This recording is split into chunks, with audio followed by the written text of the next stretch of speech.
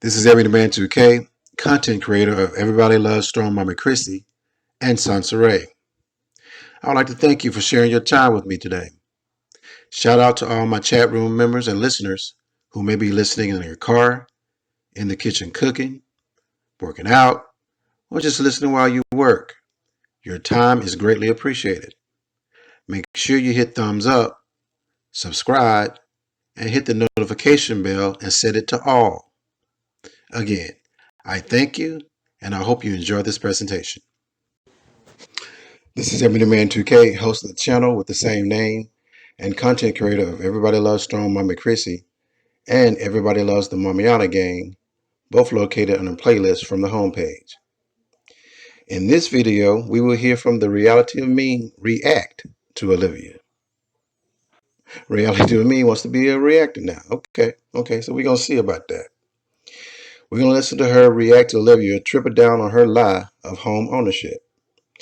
And based on Ming's reaction, Ming is Team Ebony Man on this issue with Livia. I will also break down Liv's lie piece by piece. We would then take a virtual road trip to the property and give a good look and examination. And then I will review my past receipts and present ones for my grand closing. After closing, I will present a couple short story times with Ebony Man 2K to serve as a preview of my series that will become available next month. I will leave a replay of this video for those who came into the premiere late. And I will be hosting a chat room for discussions and any questions that you may have for me. Well, all right, this is Every Man 2K. Let's get it.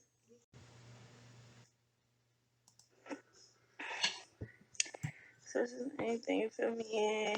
You gotta grasp the tea. You really gotta you know what I'm saying? You gotta really, and this is this could be my first reaction video. This is me. I'm gonna try not to be super biased. I'm just gonna say what I feel. So she said her new man start driving. Oh my god. Oh my god. Hey Jazzy. Okay. You're so pretty. Thank you. Look, girl, look at how nice. But we just gonna start. Let's just start with the house. We just gonna dive in, okay? We just gonna start from the house. So my thing is, I'm just gonna say this one thing about the whole entire thing, okay? Just one thing. So if you lease to own, and if you got a full refund, why is it that you said that you own the house and that you were scammed out of your money? Now, wait, follow me because there's several stories. I think she deletes her. I delete my lives because I feel like it's more of an intimate kind of thing with y'all. You know what I'm saying? Like I be saying, but it best believe the story never changes. You feel what I'm saying? If the lives are deleted and somebody takes in, they're like, Ming's deleted live. Ooh, it will never change. The story I told will never change. Anything I said, I stand on everything I say. And that's on that, and that's on period, right? So several lives said several different things. One was saying that you were scammed out of your money. But one doesn't say that when they leave because you ever had a dream you'd be willing to do anything for? Who does your hair? they want to leave, or whatever she was saying in the video. I want to leave, whatever, right? I literally had to come home and sit and watch everything that y'all sent me because I was flabbergasted in a pod just like y'all was. So, because at first I started to feel bad. Honestly, I'm going to tell y'all just straight off the gate. I started to feel bad. The one video where she was sitting on the tub, filled the tub up, filled the whole damn tub up, okay? So at first I was like, maybe they in a small, environment or something like that, because I'm judging it by how she was sitting on the edge of the tub. You know what I'm saying? So I'm thinking maybe it's I don't know. I'm not even going to get into all that, okay? But I started to feel bad in that video. I'm just giving y'all a gist of I was just giving y'all a gist of where my feelings was at, okay? So that video, I was like, oh, like someone sent it to me. Of course, listen. I might as well just subscribe back, cause bitch, y'all send it to me like notifications, so I might as well just subscribe. But anyway, so I watched the video and I was like, oh, like I know that it's her fault. Like I know a lot of the shit is her fault, but I was like, oh, and you know how you have a heart because you know somebody or whatever, and you're like, okay, because I've known her a very long time, so I'm like, I felt a little bad in the situation, right? Didn't say nothing, whatever. I'm like, I'm gonna just watch this play out, whatever. Then this damn video about the house drops, and it's like, you still lying. It's still lies. There's still lies involved. Like I said, several lives say several different things. One live says that she was scammed, but then in this video you just clear that up, that you got the money right away, right after you got a refund, that it was never a scam situation, it was just a lease to own, da da da da da da. So why say all that and be like, you know what I'm saying, defensive about the house when you left the house because you wanted to leave the house, as you said, or whatever. Then there was another, what was the other story?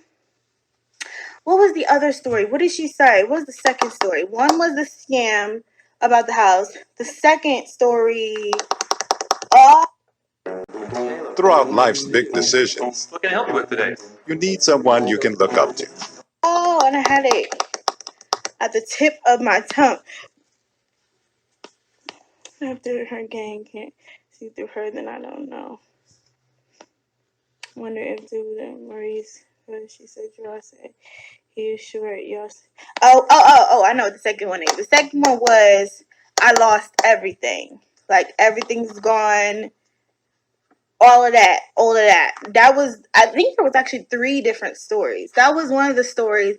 Lost everything. No, I'm not even talking about what was after you had time, after you got your lip injections, after you had, you know what I'm saying, time to simmer down, get settled, and all that stuff, set up, you know, equipment, whatever you need to do, film, edited, not even right after you filmed it, because you still took mass time to do all that, but then you didn't even edit it right then and there. You waited some weeks and then edited it and posted it. I'm not listening to the shit that you motherfucking post with all these motherfucking lives, and I'm just talking like as someone who was watching. What's your Cash App? I just switched my Cash App. So my new Cash App is the Bells Plus One, I believe. Yeah. Because Wing for King, my card isn't working, and I'm not about to do that. So I switched and got a whole nother card. You have, or one on the way. A great heart. I know the feeling, but some people have to go. No, I'm not even being me. Like I said, y'all know I said I'm going to start giving my little 2 cents on situations, so I'm just gonna say what I have to say. That's what I said. Can't come for me because I'm not even doing that. I'm just sitting watching. You posted it. I could have posted the whole video, you know what I'm saying, and reacted to it because you posted it, fair game. But I'm not about to do that. I'm just about to give y'all just a little sneak peek of, like, not even sneak peek, a whole food, how I feel, my opinion on the situation. I never felt sorry for her, just on the strength of how she throws shade at other females. See, this is the thing, though. Like, you can't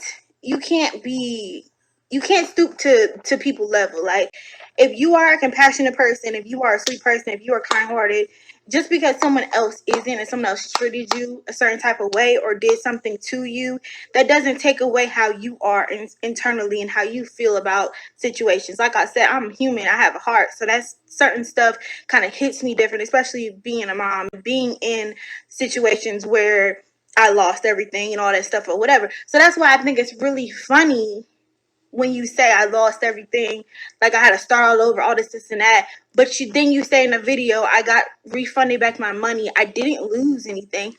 Then you've been saying how my credit was fucked up. It was in the song. Wasn't it in the song? Wasn't something about? I don't remember. But listen, I heard several times out of her mouth that my credit was so bad and horrible, and you was making fun of it as if you know what I'm saying, had a 700, 800 score. And you say in the video that your credit score isn't up to par. I'm just trying to understand, do we even know this bitch? Like, honestly, does anyone know Olivia? Anybody? I don't think I knew Olivia at all. I don't think Chrissy knew Olivia at all. I don't think Jasmine knew Olivia at all. I don't think Gerard knew all of Olivia for real. Let's get into Gerard.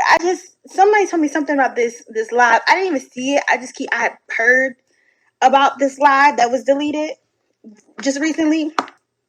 So apparently Gerard is supposed to be exposing her, right? And supposedly had sent something to some reactor about how he was going to expose her. So this is my take on that. Doesn't he have a whole sister who is semi-reactor, semi-YouTuber, who would be the ideal platformer, ideal person and host for him to go in the same city that he lives in? For him to go and give his piece? Why would he go to this person who's dogged him, his relationship, his wife, his kids?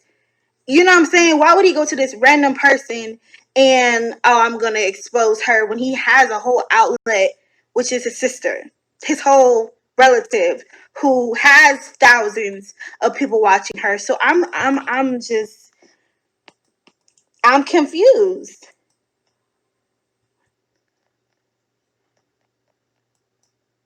Those are not her real lips. Miss Glenda. Miss Glenda, she sat up here and said I was trying to build a body and then built some lips. I'm blessed with these. I mean, y'all talk about my nose all you want. These is black features. Okay? I don't know what to tell you. Like, if you want it, get it. That's my motto. But she tried to downplay and try to tear apart, and I just did not love myself and all this low self-esteem. Honey, if I take my husband's phone and look through my husband's phone, I'm not running out no door. I'm not running in no car, driving off. Honey, I'm not doing none of that. Uriah has woken up to a phone flying straight in the facility of his facial region, smacked him right upside the head with a phone from across the room after I didn't look through a motherfucking phone. And I was like, I didn't even have Mimi yet. So I had to be like 20. Girl, I'm gonna read it right there. And I dare you to touch it, take it from oh, that shows me that you trying to hide something. If you hurrying up, you waking up out your sleep, I feel like she's touching my phone. Honey, that tells me that you're hiding something. And we're fighting just off of GP, just off of you feeling like she's touching my phone. We're fighting off of that, just off of those off of those emotions. You better be emotionless when I'm looking at your phone. You shouldn't shiver. There shouldn't be a what you doing. There shouldn't be what's looking over my shoulder. I shouldn't feel any breath on my neck. Not my shoulder, honey. I shouldn't feel a shiver with you over, like, you know how you feel, so like somebody just standing over you, you feel real uncomfortable and you get agitated. I should be just as if it was a book, flipping through what? If a man gonna cheat, best believe he gonna delete that shit. So unless you catch it before it's deleted, which probably isn't the case if a motherfucker gonna be coming over your house and trying to talk to you and trying to have sex with you and trying to sleep with you and trying to be around you. I'm pretty sure, especially if what she say, his code was her birthday, he'd have to be the dumbest, stupidest motherfucker in the whole planet. Okay? And I'm just watching. Like I said, I'm just watching. I'm just watching. And this is just me giving, my educated opinion. I'm gonna give y'all my educated opinion. I'm not giving y'all my ratchet opinion. I'm just got my glasses on, honey. People be like, oh, she look like a grandma, honey. I am giving you grandma-ly advice. I'm giving older woman advice to someone older than me. That's how I'm feeling. I'm feeling really mature. You know what I'm saying? This is a mature read, okay? This is what this is. So you telling me after you snatched said phone, you jumped inside. Was it the Mercedes? She didn't cry a lot in that Mercedes. I'm gonna need you to get a Rolls Royce or something if you gonna cry that much. If I'm gonna cry that much over a nigga, I'm gonna need to be crying in you feel me? What's that song? Next time you cry, you're gonna be crying. Whatever the hell he said in Rolls.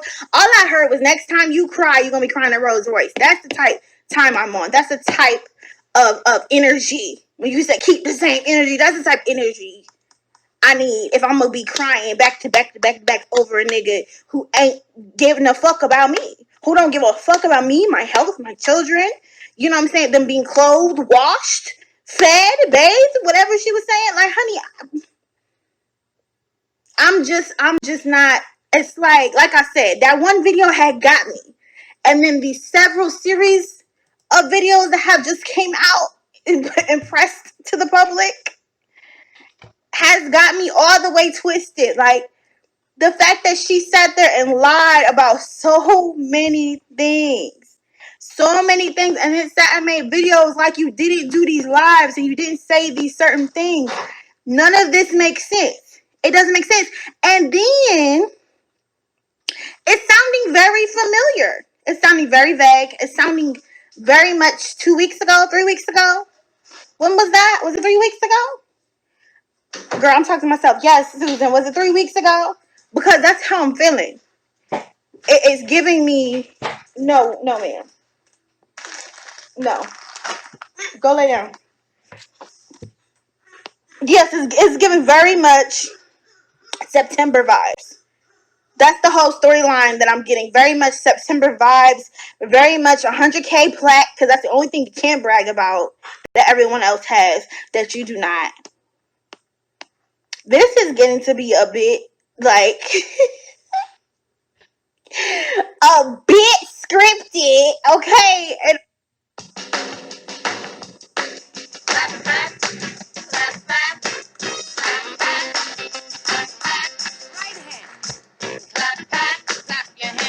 I'm just like, y'all think that we fake shit? We have storylines, we have this, and that, and you telling me that you grabbed your husband's phone and then just found out that he cheated on you? And you just, yes, he just, if I'm laughing, bitch, I'm laughing. I'm scratching my head with a knife. Y'all done seen it. Crying, laughing, crying, swinging a knife, talking, crying, laughing, pointing back. Bitch, I'm I'm just fucking confused. I'm crying laughing over here. The pregnancy. Oh Lord. Okay, y'all want the full reaction, huh?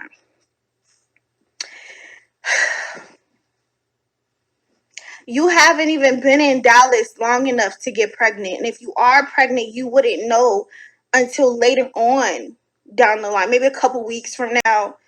You haven't been there long enough. Who the fuck is Brandon? She hasn't been there long enough for none of this to be happening at all. Like, I'm starting to really believe that she is psychotic, that she literally plants things into people's ears, does things so that people... Why are you talking to me? I shouldn't hear you at all. No, I can't charge nothing. You can charge your eyes closed in your bed. Goodbye. Come back out here and act like you need something to drink again. You've been doing this for literally like an hour and a half now. What time is it? Probably longer. Get in the bed. Sorry, y'all. I'm just... she can charge herself. Yes. Good night. That's what happens when you close your eyes. You re-energize. Like a...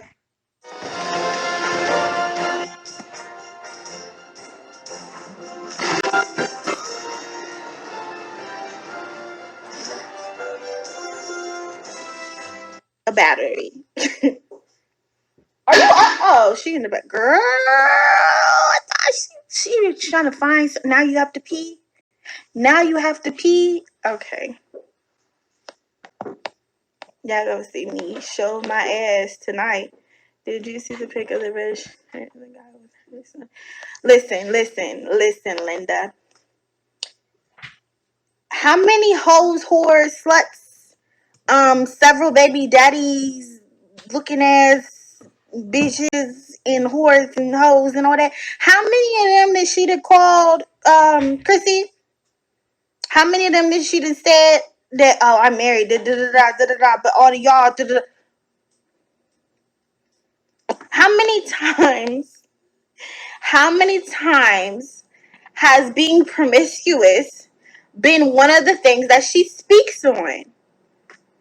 But you openly, first of all, openly then told us a whole bunch of several different things. Like I said, when we was friends, and y'all done already heard, you know what I'm saying, the type she be on. But now you done told the public that you're a whore. That's what you did. I mean, you've been doing that. You've been, every time he leaves, you've been said, you know, Jail Bay, Maurice, you know what I'm saying? Who else? Who else? Damn maintenance people, girl, any and everybody, the moving people, any and everybody that will be in 5 feet of you is getting some of that. You know what? Every single thing that she has done and said, she turns around and does or says it and believes it. This is a sickness. This is not this is not normal. This is not okay. Y'all watching this, kikiing, or that this is seriously, honestly, that's why I'm just so calm and collected, because baby, you looking real crazy. It's not normal. None of this is normal at all. That's why I say it's scripted. That's why I'm going to continue to say it's scripted, because it sounds very familiar. It sounds very September.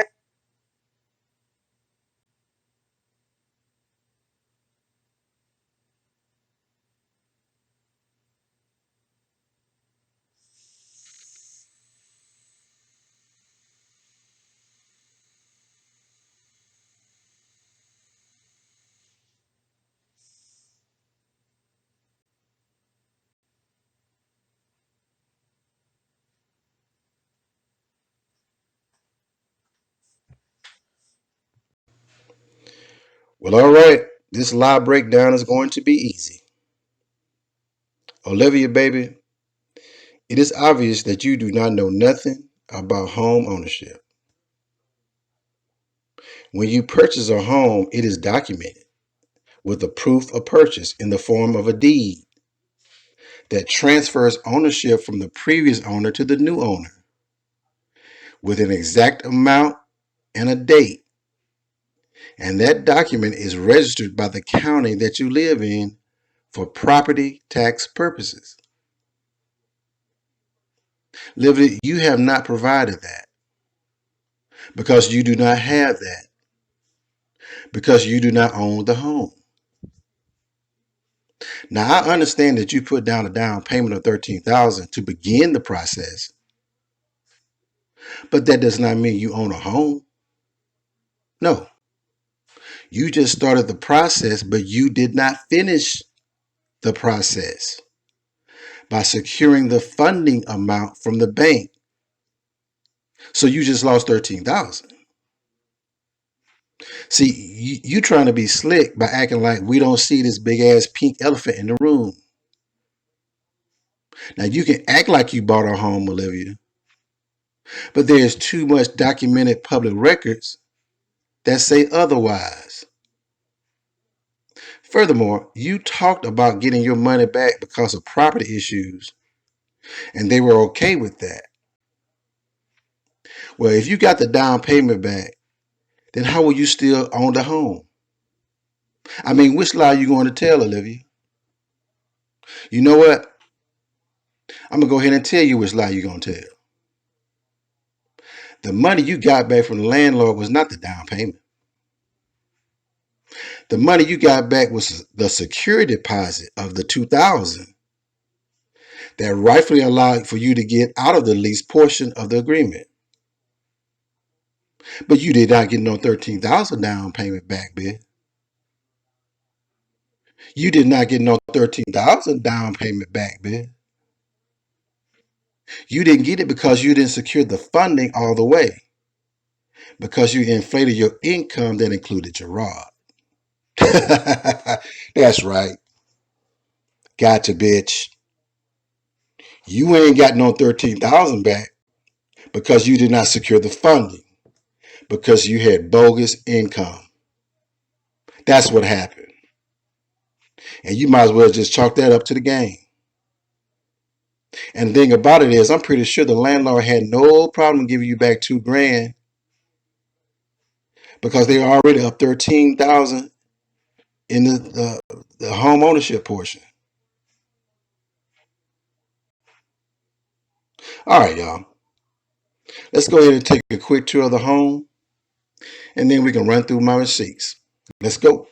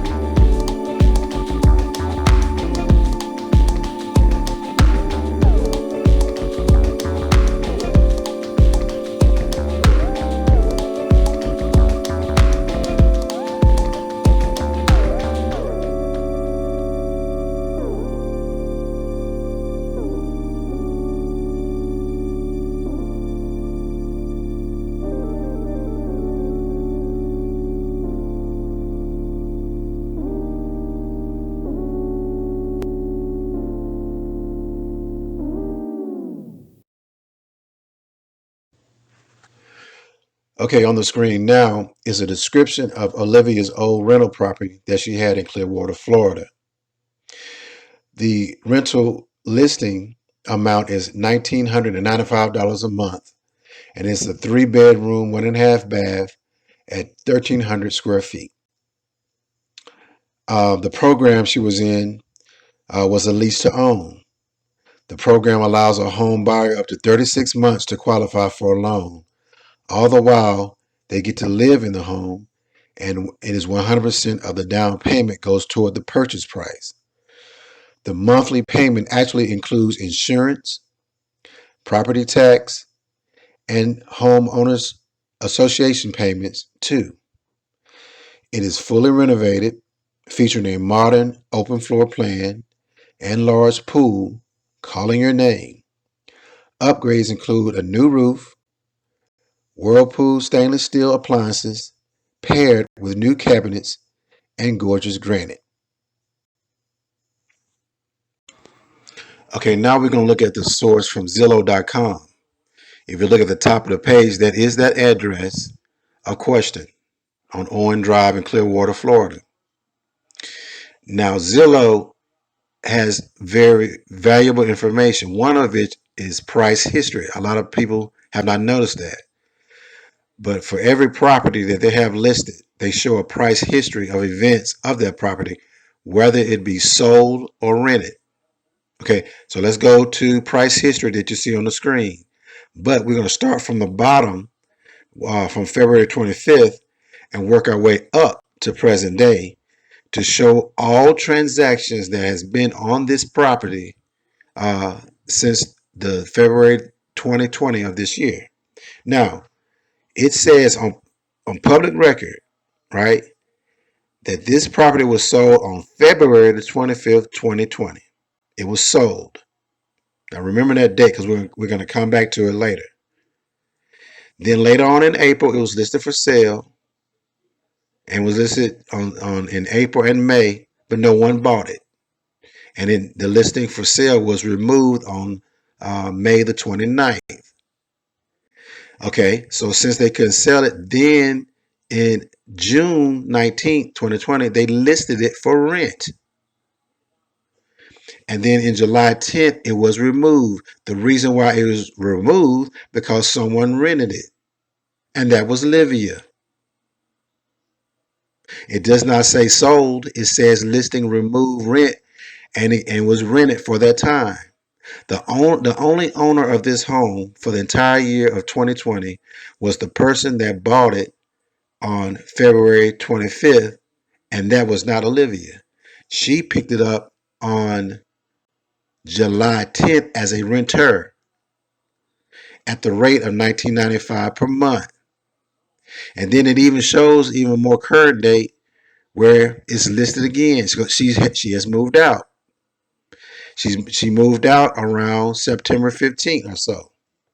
Well, probably a little bit earlier because it was actually listed for rent on the 15th. So she probably moved out near probably the first of the month. So as you can see, this is a detailed listing, if you will, of the price history of this property for the most part of 2020. There is no listing or documentation that Olivia gained any type of ownership. The only ownership the only sole listing that it has was on February the 25th, 2020, at the very beginning of the year. And then from that point going forward, it was all rental, all rental, all rental. Olivia picked it up in July and she left it in September. Now, I say remember this February 25th date because we're going to come back to it a little bit later. Okay, guys, remember I told you, remember that February date 2020? And when it said that was the only date of sale for the year of 2020? Okay, well, here's the documentation for that. This is the warrant deed that was executed on the 21st of February 2020 from Wanda Weddington, who was the owner at the time, to a company. And that company is called Bay Capital Holdings, LLC. They are the ones that bought that house from the individual on February 2020. And they bought it for $179,000. Again, the owner of that house right now that bought it on February 2020 is Bay Capital Holdings, LLC. It is not Olivia. Okay? They bought it in February and was owning it for the rest of the year. And then later on that year, around May or so, they put it up for rent. And later on in the summer is when Olivia picked it up as a renter. She came in as a renter. She left as a renter. There was no sales transaction between Bay Capital Holdings, LLC, that bought it in February 2020 to Olivia. There's no sales transaction. No ma'am, no sir. The only thing Bay Capital Holdings offered to Olivia was a rental agreement. Now, it may have been some mix of a rental or rent to own, but at no point did Olivia have any ownership of that home. Now, I think what happened is She probably agreed to some type of rent to own with a down payment of $13,000. And I hope she got that $13,000 back. Because if not, then all they did was took her lunch money. They saw her coming down from Texas, down I-10, and said, "Yeah, we got us one." And I think her anxiety right now is that $13,000 may be tied up to some type of agreement that she had with these guys, and that's why she wants somebody to come in and buy the home that can break her out of this agreement that she has. I got a feeling she got $13,000 tied up, because it's my understanding that once you get into an agreement like that in terms of a rent to own, you got to go through some type of period where you got to be in good faith and trying to find some type of funding for the home. I think you have to be in good faith, go out to banks and try to see if they can approve you for a loan for the home. And I think she can't get it approved, and that $13,000 is being held up, and that's why she's stressing. So I'm hoping she got a way to get out of that agreement and get that $13,000, because that ain't nothing to brag about. I mean, she keep bragging about, well, I put $13,000 now. I put $13,000. Then you put $13,000 on something that you ain't got nothing to show for. You put $13,000 down on something that you can't even show for. You have absolutely no ownership of that home, none. And $13,000 is a lot of money. And here's the thing that I've learned about rent to own agreements, that they only look good on paper. I've owned a home for over some 20 years. I've been in a position where I've been a landlord and I've talked about rent to own before. They never come to fruition. They never come to it. All sounds good on paper. Because when you think about it, if a person does have $13,000, and if they can make $2,000 a month in a sort of payment, they would just go ahead and be a person that can buy a house. I mean, why would you agree to that? If you sitting really on 13 grand and you really can make $2,000 a month in a payment, then there's no need to be in a rent to own situation. You can just try to own. So listen, I don't know what she has done, but I'm telling you right now, she's a liar. She's a liar. She does not own no property nowhere in Florida, and she definitely don't own this one here in Clearwater with this address. Again, this property belongs to Bay Capital Holdings LLC, and they've been owning it since February 2020. Okay, so this is another piece of information from the Pinellas County Tax Assessor Office that supports what I just said, right? Now, this is updated. It has been updated on September 26, 2020, which is just a couple days ago. So this is the most recent information on that property in Clearwater, Florida, where Olivia claims she owns that house, right? Okay, if you look at the top of the page on the right, you see that address on Owen Drive. On the left, tell me what you see as far as ownership. I tell you what you don't see. You don't see no Olivia somebody on there, do you? No, you do not. Again, the owner of that home as of September 26th is Bay Capital Holdings LLC, located in Tampa. That's their office.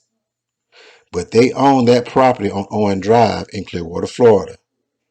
And this matches up with that deed that you just saw earlier that was executed on February 2020. And it also coincides with Zillow.com, where it says it was sold in February 2020.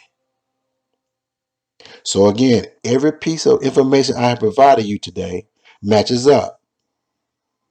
And in closing, I want to be clear. In February 2020, this property on Owen Drive in Clearwater, Florida, was bought by Bay Capital Holdings LLC. Then it was listed for rent, and Olivia picked it up as a renter. And there is some ambiguity in terms of what type of rental agreement she had, because it could have included a rent-to-own. But she has never owned it. She has never owned it. So wherever $13,000 she put down, it has been for naught. She has nothing to show for it. And I think that's where the embarrassment really lies.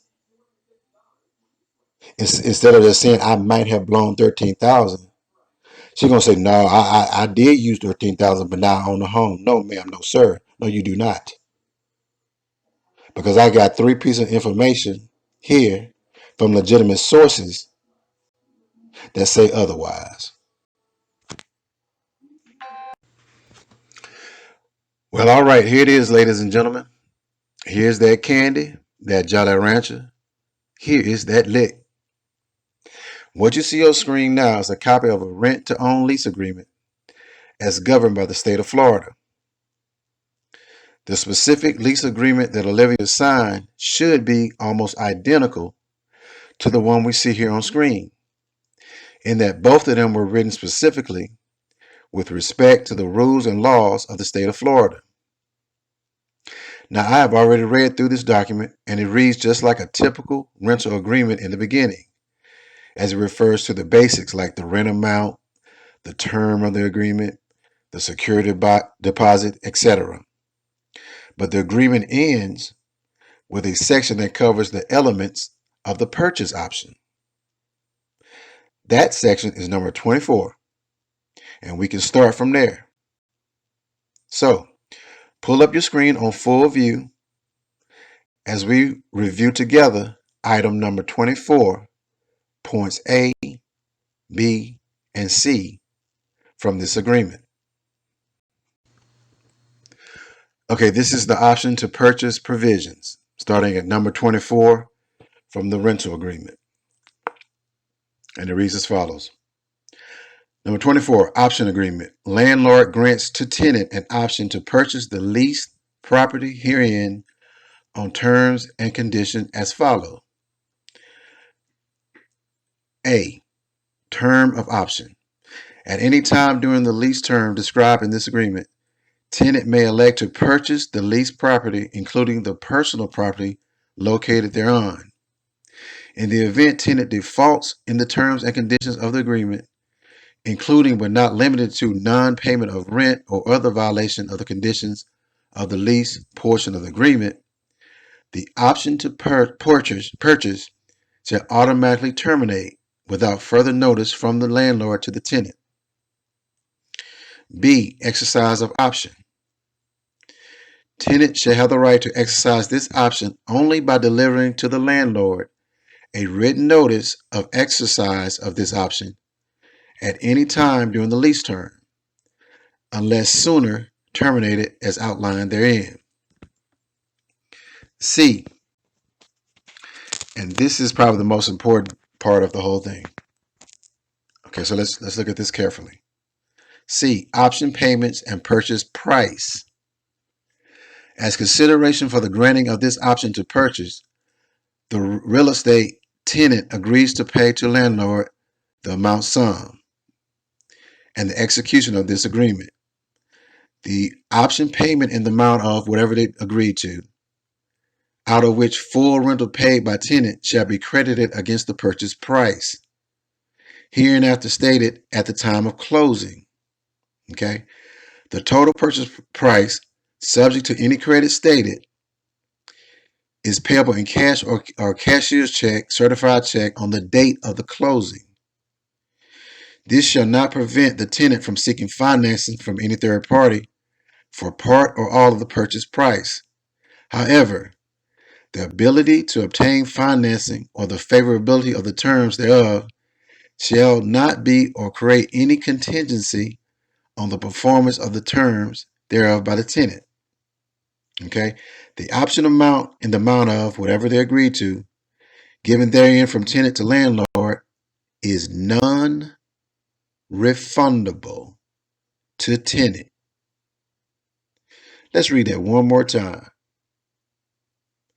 The option payment in the amount agreed, given that herein from the tenant to the landlord, is non-refundable to the tenant in all events except the failure on the part of the landlord or inability of the landlord to transfer the property to the tenant at closing, as further set forth in paragraph 24.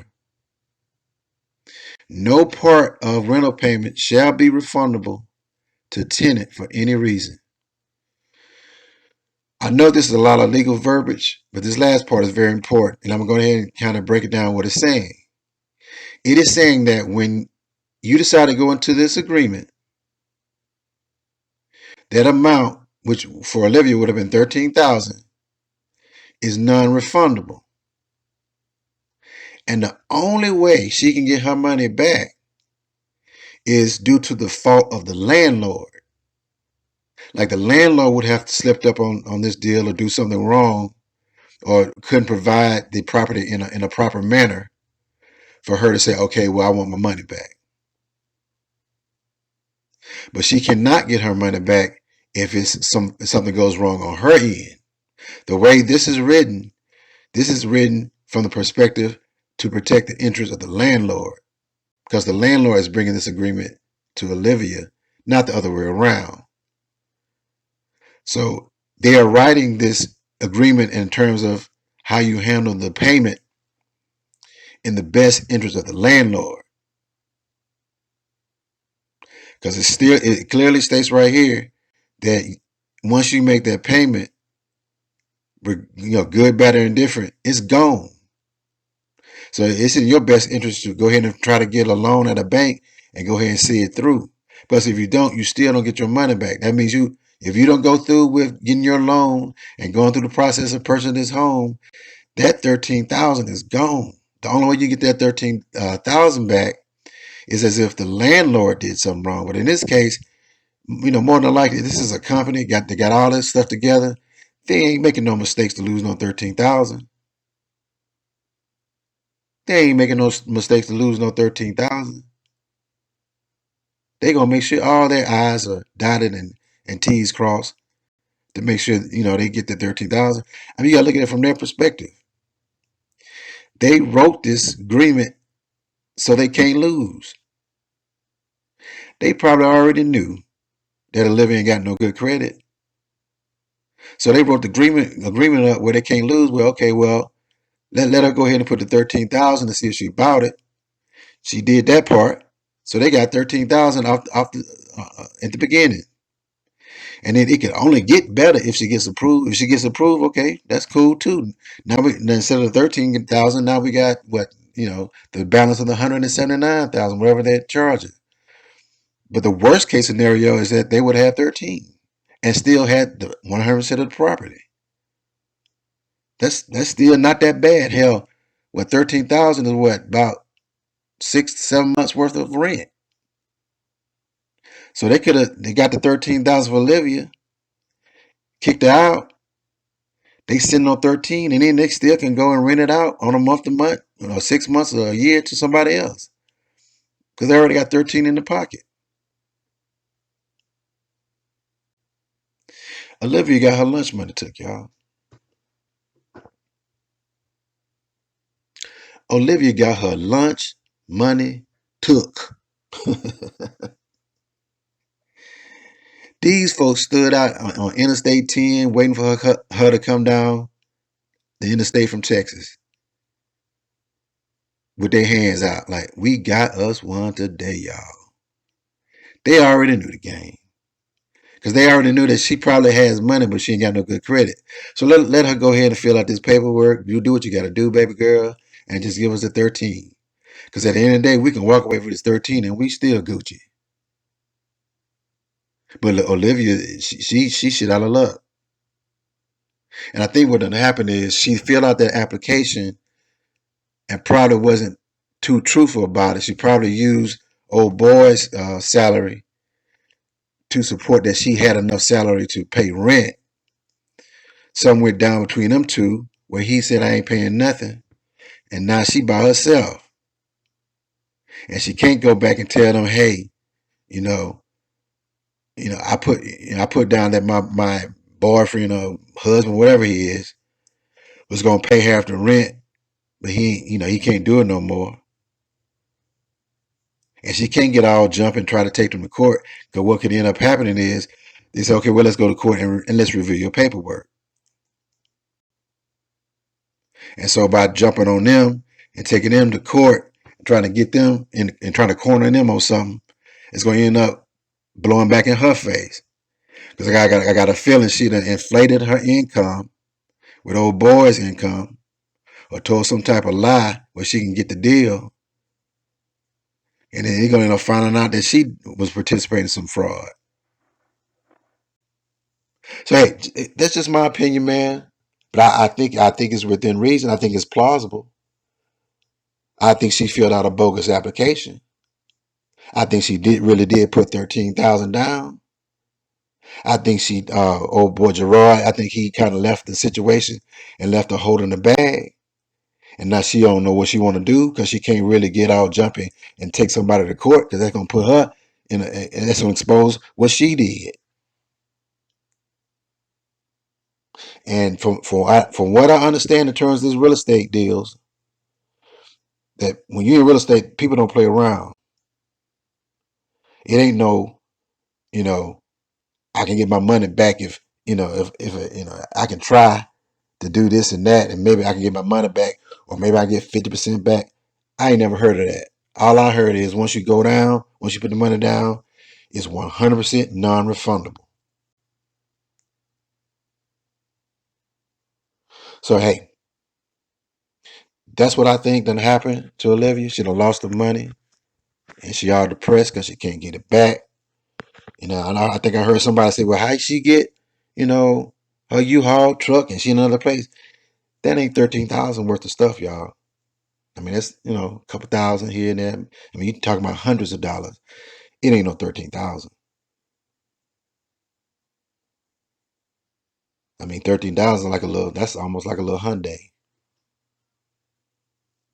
You can do something with 13,000, but this little U-Haul stuff she doing, that's just, small money. I mean, you can lose $13 and still do what she doing, is what I'm saying. Now I'm gonna go ahead and give you a little short story about what I've done in a situation like this, and we're gonna see if we can apply. So give me a second, I'll be right back. Okay, so here's a short story time that I'm going to give to you that is relative to the matter at hand with Olivia. Now, I said I will only start my story times when I feel that donations were up to par, because to give my identity and personal stories only to expose myself to liabilities, big or small, the juice has to be worth the squeeze. As of right now, the level of participation in donation is moderate, in that I am still getting donations, but from the same select group of private donors. We need somebody to stand and step up, because this same group has been carrying the weight for some time now. And if you're really serious about supporting me and my efforts and funding new offerings like my story times, then you should consider donating whatever you can. Even if it's just $5, please consider donating as much as you can afford. Okay, around 2008, I had just gotten into a position financially where I could afford to invest in outside business ventures. I had liquid capital in the bank. I had access to more capital from relationships and banking, and I had years of project management experience. So I pursued going after a franchising opportunity with a company that we will call the Up Store for now, because I don't want to identify the real identity of the franchise. But for now, we'll call it the Up Store. And the Up Store is a competitor to the Postal Service, and they are located in mid-class to upper-class shopping centers. Okay? So you should know who the Up Store really is. Now, an average Up Store has a very unique business model. They will pretty much ship anything and offer above and beyond customer service. I'm sure you have noticed that when you go inside an up store, the store manager is always moving frantically and seems to be a bit stressed out. That is the nature of that business. Well, I took that into consideration in pursuing buying a franchise of my own in Atlanta. In doing so, I had to put money down in escrow for purchase of the business in the same manner that LIV had to put money down for the purchase of the home. One of my requirements before closing was for me to receive full documentation of financial reports for my review. Now, they dragged their feet a little until they finally sent me year-end financials. Now, I already know that you can hide a lot when you just have an annual report that shows profit. I needed to see month-to-month financials to see what's really going on because monthly and weekly reports show any cash flow issues. So after I put money down in escrow, I finally got my monthly reports.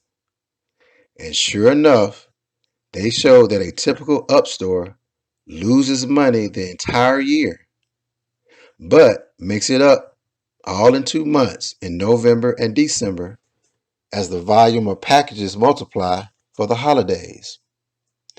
For the rest of the year, the store manager covers any losses with his own money and floats the operation until he can make good in those last 2 months. Now, as a single guy without a spouse to give me a financial cushion, and due to the fact that I don't like stress, I chose to back out of the deal. And I didn't know how to do it. So I took my paperwork to my attorney and he explained that in agreements you have to look for trigger points. You have to find actions in the agreement that can activate what you want to happen. Well, we found one. In the agreement, it stated that you can get 50% of your escrow money back if you make a good faith effort to seek funding and can't get approved. So I was advised by my attorney to say nothing about the financial stuff. Just play the funding part out, and you're going to get what you wish for with the same outcome. So I went to banks I knew were out of my league, and I got letters of disapproval. I even went to one of my homeboys who worked in banking and told him to deny me. He was confused, but I explained to him later what was going on. So my advice to LIV today is to review your lease to own agreement and see if there's some provision that allows you to get out of the deal with some or all of your money.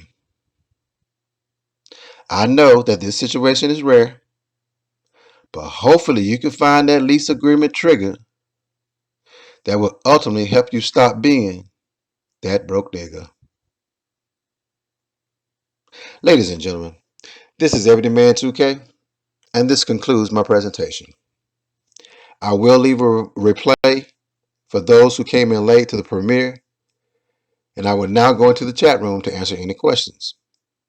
All right, peace. This is Everyday Man 2K. This is Freak Dick 1994 at Piedmont Park, Atlanta. My toes are pedicured in Timberland sandals. I am poloed down with polo Bermuda shorts, polo t-shirt, polo cap, and a hoop earring in my left ear. Now, even though I'm poloed down, I'm wearing heel figure cologne. Because for whatever reason, that heel figure cologne emanating off my chest and off my shoulders is that candy. It's that lick. Now, I just met the girl to the left of me. She is a senior at Spelman, and she want to know how many licks does it take to get to the center of a Tootsie Pop. I tell her 30. She said, I'll give you 50. Ladies and gentlemen, I am anxious to give you the rest of this story and more about Freaknik and dating in Atlanta in my series, Storytime with Ebony Man 2K. But as I mentioned in previous videos, as I step up my game, I ask that you step up yours. My donations right now are not bad. The same people are donating modestly, and I appreciate their support morally, spiritually, and financially. But now it's time for you to step up and join the fold. Whenever you get to a comfortable spot with me and your finances, I ask that you consider donating to support me in my efforts with this channel. I have already created an entertaining collection of videos on Sansa Ray, Strong Mama Chrissy, the Mamayana Gang, the Viper Pit, and Good Vibes Only music sessions. You can go to my playlist right now to see I ain't lying. And if I add story times with 2K, it will require additional production costs with the sorting and management of hundreds of media files. And let's be clear now. My stories are valuable. I have landed deals after sharing my stories with clients. I have been the talk of dinner parties with my stories. And I have kikied my way with some high caliber women with my story times. If I start these story times, you will not get enough of Ebony Man 2K. Now, I will leave you with my Cash App and PayPal handles later on in this video. The links to my PayPal and Cash App are in the description box below and at the top of the comment section. You can also super chat me if you choose to do so. And soon, I will be offering a membership option through Google Pay. All right, folks, let's get to what we came in for. I will add replays for those who came in the premiere late. And I will be available in the chat room for those who have any questions or just want to chop it up with me and others. All right, let's go. When I lived in Atlanta, I created and hosted an open mic that featured spoken word artists and poets.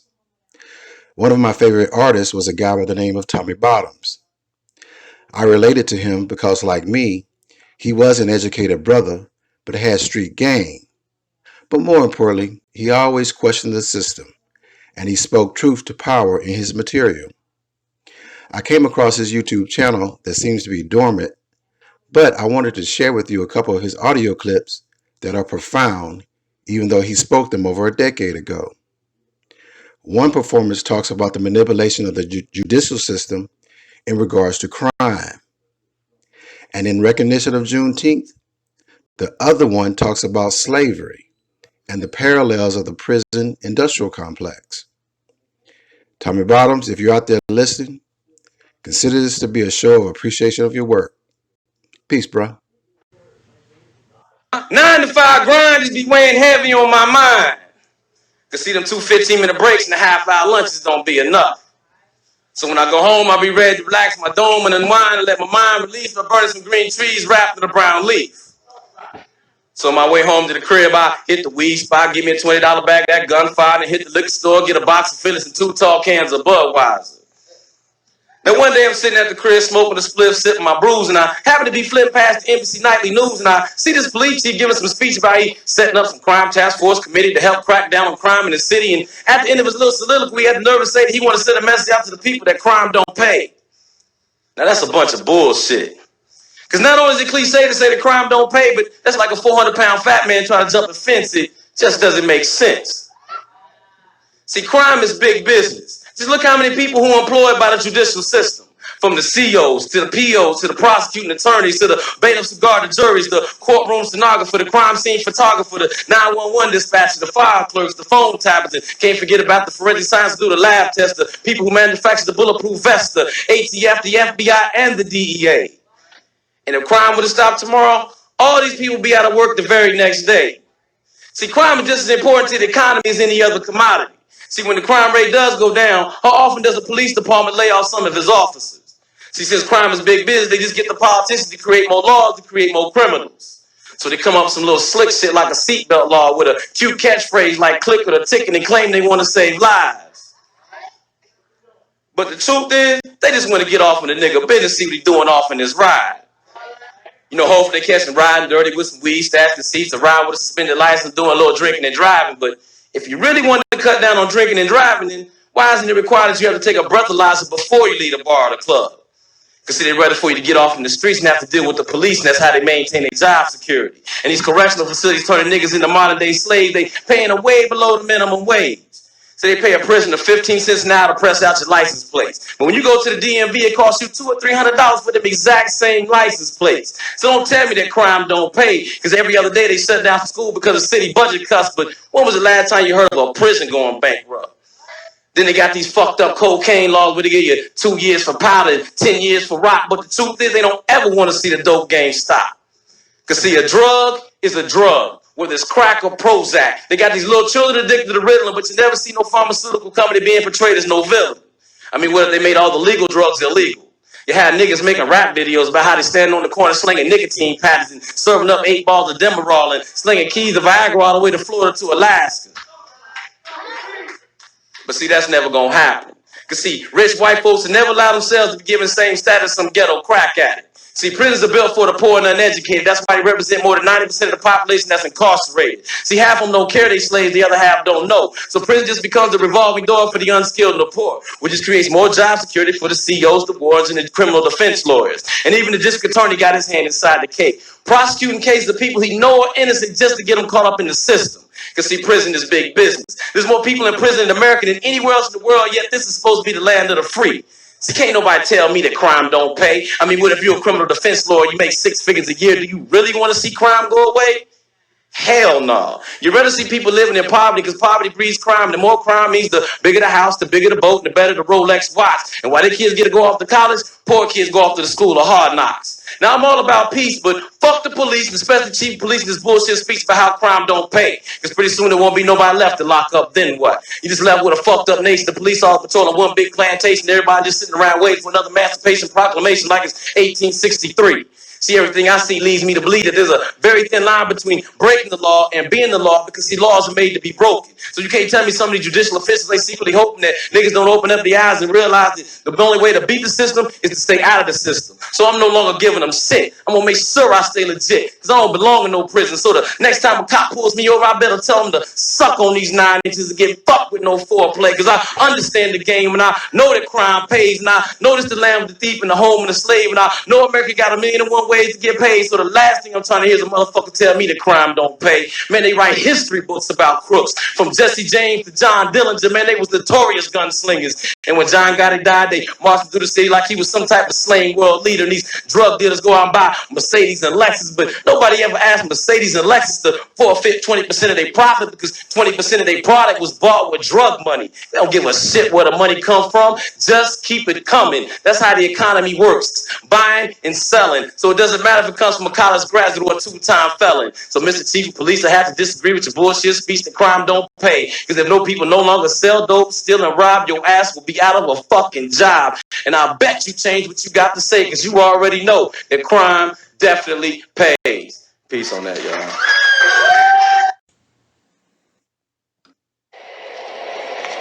Now, my primary purpose in poetry is to tick some people off. So I'm hoping somebody get offended with these words and I'm spitting that way I know I'm doing my job. Because when it comes to this mic game, I ain't got time to play. So you gonna hear no raunchy talk about how I make the coochie pop, my AK spray. Got way too many other things I need to say. Because I'm the new millennium field nigga with the article to Kente. I'm the runaway slave that got away.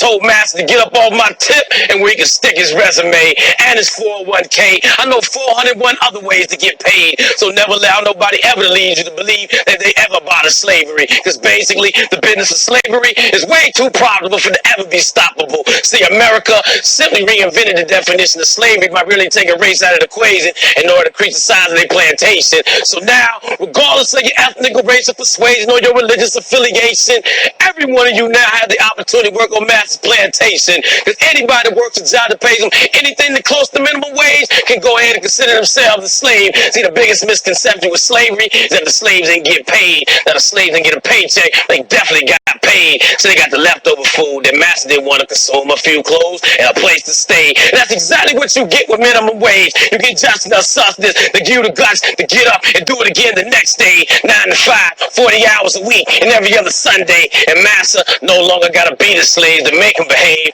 Now they just dock your pay or mess with your sick days or put you on that 12 to 6 graveyard shift. Got you busting your back from dusk to dawn, but you still don't have a phone and can barely keep your lights on. So in order for those little extra crumbs in life, sometimes the slaves afford to resort to commit petty crimes. You see, those slaves lived back in the day. Not only were they brave, but they had to live bold, because whenever that weather got blistering cold, those same slaves had to break into master's home and steal warm blankets and extra clothes. And that's the very reason why, this very day and time, they still associate black people with crime, which brings me to the 13th Amendment, which clearly mentions that slavery was the boss for all persons except for those convicted of a crime. So plantations become penitentiaries or correctional facilities where the state pays the inmate 8 cents an hour, provides them with food, clothes, and a shower, a place to stay. And that's when the warden forces that prison to produce products that the state turns right back around and sells in the open market. That's slavery 101, baby, regardless of what you want to call it. I mean, what if all these Walmart stores existed back in the year 1712?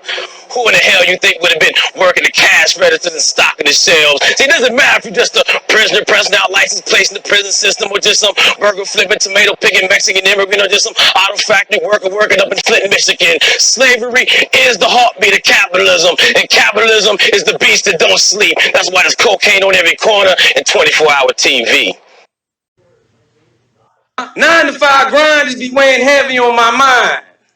Cause see, them 2 15-minute breaks and a half-hour lunches don't be enough. So when I go home, I'll be ready to relax my dome and unwind and let my mind release by burning some green trees wrapped in a brown leaf. So on my way home to the crib, I hit the weed spot, give me a $20 bag of that gunfire, and hit the liquor store, get a box of Phillies and 2 tall cans of Budweiser. Then one day I'm sitting at the crib smoking a spliff, sipping my brews, and I happen to be flipping past the Embassy Nightly News, and I see this police chief giving some speech about he setting up some crime task force committee to help crack down on crime in the city. And at the end of his little soliloquy, he had the nerve to say that he wanted to send a message out to the people that crime don't pay. Now that's a bunch of bullshit. Because not only is it cliche to say that crime don't pay, but that's like a 400-pound fat man trying to jump a fence. It just doesn't make sense. See, crime is big business. Just look how many people who are employed by the judicial system. From the COs to the POs to the prosecuting attorneys to the bailiffs who guard the juries, the courtroom stenographer, the crime scene photographer, the 911 dispatcher, the fire clerks, the phone tappers, and can't forget about the forensic science to do the lab test, the people who manufacture the bulletproof vest, the ATF, the FBI, and the DEA. And if crime would have stopped tomorrow, all these people would be out of work the very next day. See, crime is just as important to the economy as any other commodity. See, when the crime rate does go down, how often does the police department lay off some of his officers? See, since crime is big business, they just get the politicians to create more laws to create more criminals. So they come up with some little slick shit like a seatbelt law with a cute catchphrase like click or the ticket and claim they want to save lives. But the truth is, they just want to get off in the nigga business, see what he's doing off in this ride. You know, hopefully they catch him riding dirty with some weed, stashed in seats, around with a suspended license, doing a little drinking and driving. But if you really want to cut down on drinking and driving, then why isn't it required that you have to take a breathalyzer before you leave the bar or the club? Because see, they're ready for you to get off in the streets and have to deal with the police, and that's how they maintain their job security. And these correctional facilities turning niggas into modern-day slaves, they paying them way below the minimum wage. So they pay a prisoner 15 cents an hour to press out your license plates. But when you go to the DMV, it costs you $200 or $300 for them exact same license plates. So don't tell me that crime don't pay, because every other day they shut down school because of city budget cuts. But when was the last time you heard of a prison going bankrupt?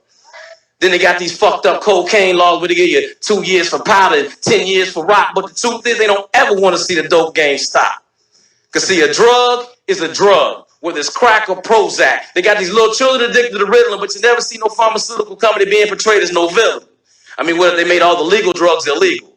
You had niggas making rap videos about how they standing on the corner slinging nicotine patches and serving up 8 balls of Demerol and slinging keys of Viagra all the way to Florida to Alaska. But see, that's never gonna happen.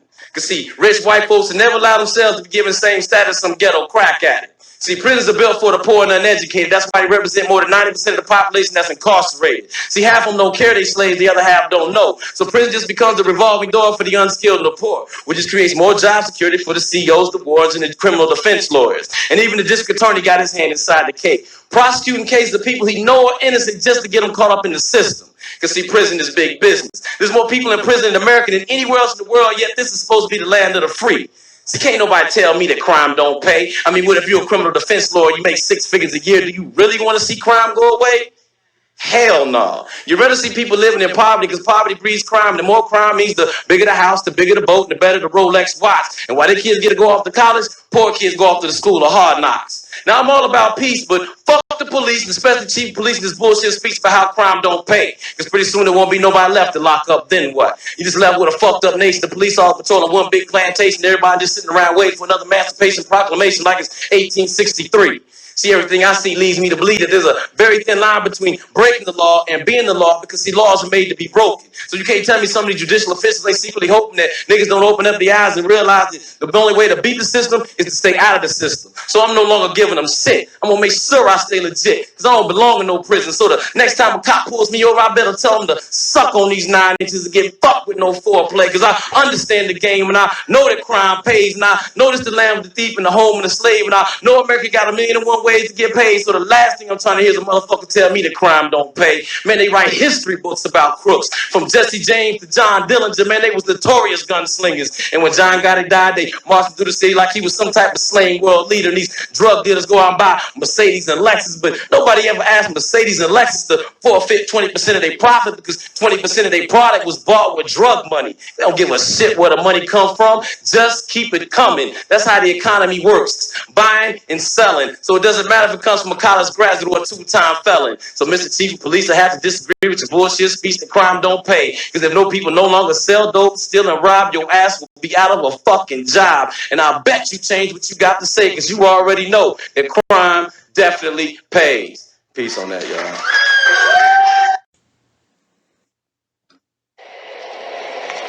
Now, my primary purpose in poetry is to tick some people off.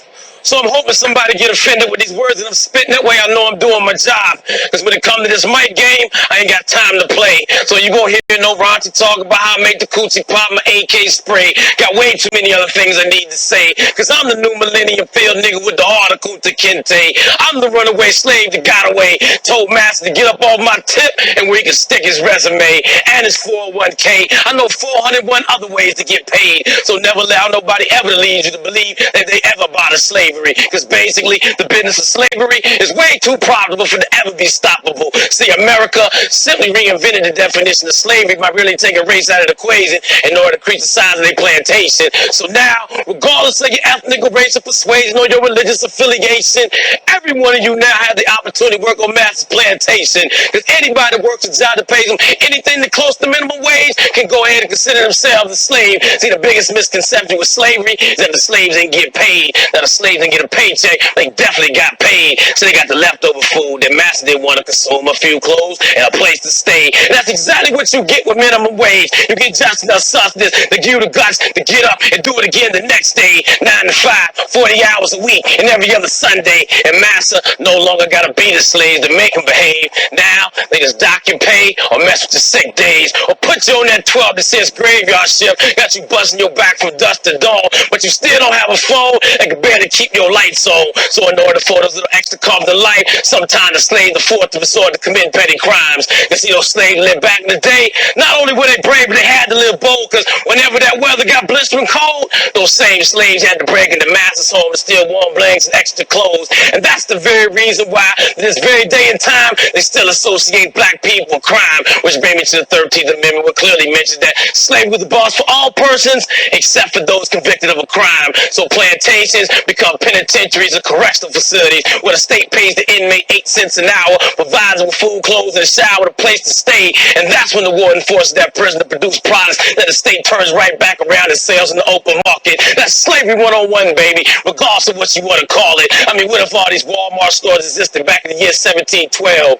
Who in the hell you think would have been working the cash registers and stocking the shelves? See, it doesn't matter if you're just a prisoner pressing out license plates in the prison system, or just some burger flipping, tomato picking Mexican immigrant, or just some auto factory worker working up in Flint, Michigan. Slavery is the heartbeat of capitalism, and capitalism is the beast that don't sleep. That's why there's cocaine on every corner and 24-hour TV. This is Ebony Man 2K. We're about to go into our chat and music session. But first, if you would like to donate via Cash App, the Cash App ID is $EBMN2K. That's $EBMN2K. If you'd like to make a donation via PayPal, send it to paypal.me/EBMNTWOK. That's paypal.me/EBMNTWOK. And if you'd like to send it via Venmo, send it to @EBMN2K. That's @EBMN2K. Thanks. And let me add one more thing. Direct links to all of my accounts, including PayPal and Cash App, are located in the description box and at the top of my comment section. You can just click on the link to donate. Also, Super Chat is on as a feature at the bottom of the chat box in the chat room if you would like to donate there, with a highlighted chat post with super stickers and animation. Super Chat is new to my channel, so you should give it a try. Thanks.